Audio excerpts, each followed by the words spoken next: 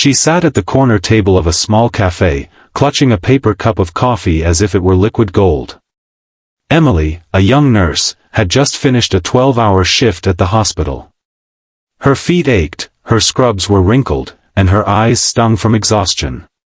But it wasn't the long shift that weighed on her most, it was the fact that she had just spent her last $5 on this single drink. It wasn't that she couldn't go without coffee. She could. She often did. But tonight was different. Tonight, she had a blind date. Her best friend had begged her not to cancel, reminding her that she deserved happiness too. Emily had laughed it off, saying she wasn't ready, but deep down, she longed for someone to see beyond her tired smile and late-night shifts. Someone to see her. She checked her phone nervously. No messages.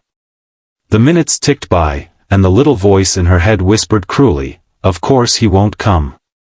Who wants to date a nurse who can barely afford a cup of coffee?" Just as she was about to gather her things and leave, the cafe door opened.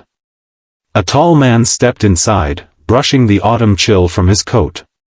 His eyes scanned the room until they landed on her. "Emily?" he asked, his voice warm. She nodded, forcing a smile. "That's me. And you must be, Daniel?" He grinned, sitting across from her. "Yes. Sorry I'm late, a meeting ran over." Something about the way he said it, apologetic but unpretentious, put her at ease. They started to talk. About her long shifts, about his work in business, though he didn't go into detail, and about the little things that made life bearable, her love for books, his love for cooking. Slowly, Emily felt her guard lower. Halfway through the evening, her stomach growled, and she flushed crimson. She hadn't eaten all day. Daniel caught it, smiled gently, and waved over the waitress. "Dinner?" he asked. "Oh, no," Emily said quickly, panic rising. I'm fine." "Really?" Daniel tilted his head, studying her for a moment. "Emily, when was the last time you actually had a meal?" Her throat tightened. "It's been a while." He didn't press, didn't pity. He simply ordered food. When it arrived, warm pasta and fresh bread, the smell alone made her eyes water. They talked for hours. About life, about dreams, about how people were so quick to overlook kindness in the rush of ambition. She confessed how hard it was working extra shifts just to pay rent. He listened, truly listened, as though nothing else in the world mattered. When the cafe began dimming its lights, signaling closing time, Daniel smiled softly. "Emily," he said, "there's something I should probably tell you." Her heart sank. Here it comes, she thought. He's going to say he's not interested. That I'm not enough. Instead, he reached into his pocket and pulled out a small card. "I own this cafe. Well, this, and a few others.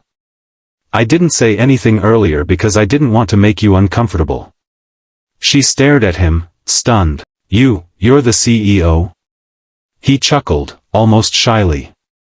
"Titles don't matter much when you're sitting across from someone who makes the world brighter just by being in it." Her eyes blurred with tears. She tried to blink away. She had walked in tonight feeling like she had nothing left to give, and here he was, looking at her as though she was priceless. Daniel leaned forward, lowering his voice. "You spent your last $5 on a coffee just to show up. That tells me everything I need to know about your heart." For the first time in months, Emily let herself laugh through her tears. The cafe owner and the nurse sat there long after closing, two souls who had nearly missed each other but didn't. And in that moment, Emily realized something profound. Sometimes life takes everything away just to make room for something greater. As they walked out into the night, Daniel offered his hand. She took it, not because she needed rescuing, but because for once, she had found someone who saw her worth, someone who knew that love wasn't about wealth or status, but about kindness, honesty, and showing up even when it costs you everything. And so, What began with a $5 cup of coffee became the start of something that money could never buy: hope, love, and the quiet certainty that she was no longer alone.